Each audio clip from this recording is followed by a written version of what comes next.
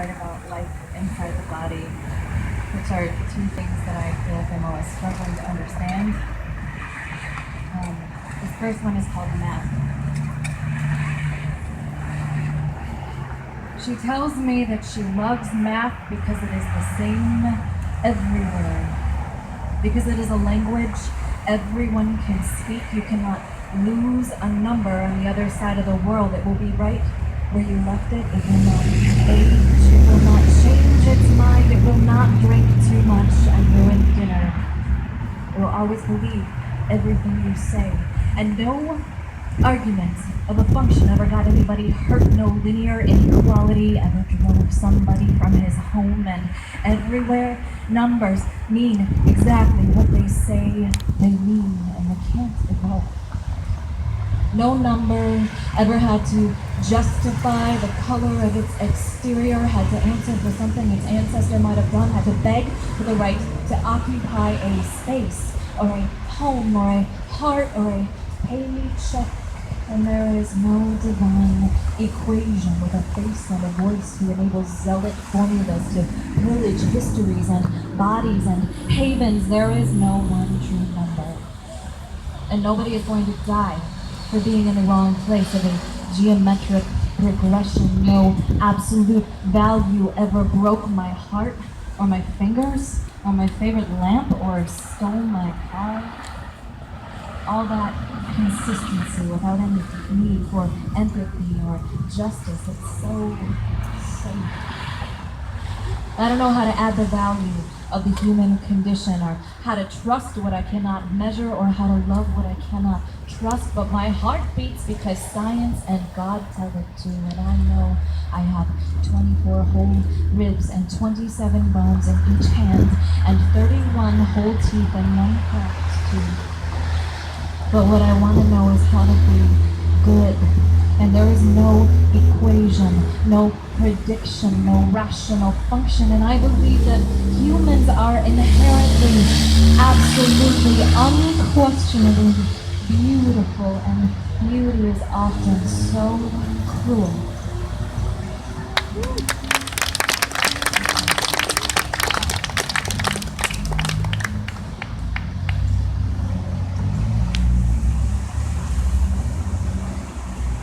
It is like this: holding a magnet lodged in your ribs, or laying curled in 4 inches of bath water because what is left in the faucets is cold, or feeling along the walls for the light switch, or rehearsing a quiet, soundless exit for when it is time, or sitting in the back of a closet very still waiting for Narnia, or filling your heart so full you must sometimes drag it along beside you. My body is an inescapable city. At its center, laboratories, a citadel, a civil war.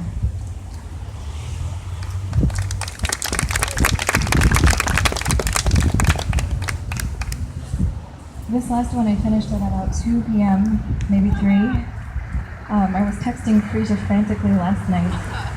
I feel like I stumbled through this poem like with a blindfold, and so I don't think this is a poem. Actually, I think this was the poem that I meant to write and didn't. It's called Solitude. Hi, sweetie. Oh, you know what? If he wants to talk, he should. I mean, that's a valid question, though. I ask people that every day, little buddy. Why do you have to talk so much?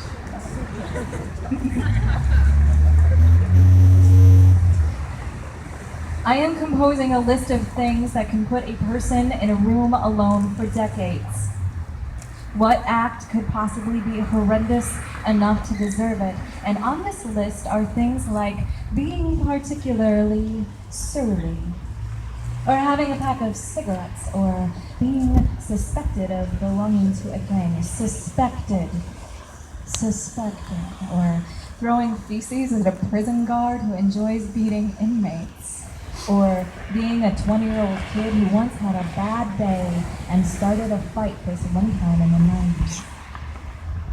I'm trying to tighten my grasp on what it means, how a decade must stretch when you are starving to death, because you are already starving to death. And you have been for years. It's as though we have all forgotten that you can starve a soul. You can choke it, you can skin it and burn it and fracture its structure, you can mutilate it, and solitude is a death sentence for every participant. The men behind the doors and the men who turn the keys, I wonder about them especially. How do you spend your day? Holding a person under the knife of humiliation, concocting ways to make it hurt, watching him bleed and weep and shake, watching him go mad slowly. And then go home. Park your car in the driveway. Greet your golden retriever. How do you undress your wife after that? What is it like to touch her, to trace your fingers across the softness of her belly, to kiss her thighs? Do you get a little further away each time? And do you close your eyes when she wraps her legs around you? Do you look away so that she does not have to look at the cruelty that lives there? And is it a mercy, or do you just know better? And are you afraid that someday you will forget how to love her after years of this bloodlust building inside you? How do you wreak havoc on a person and then eat dinner? I want to write a poem about what it means.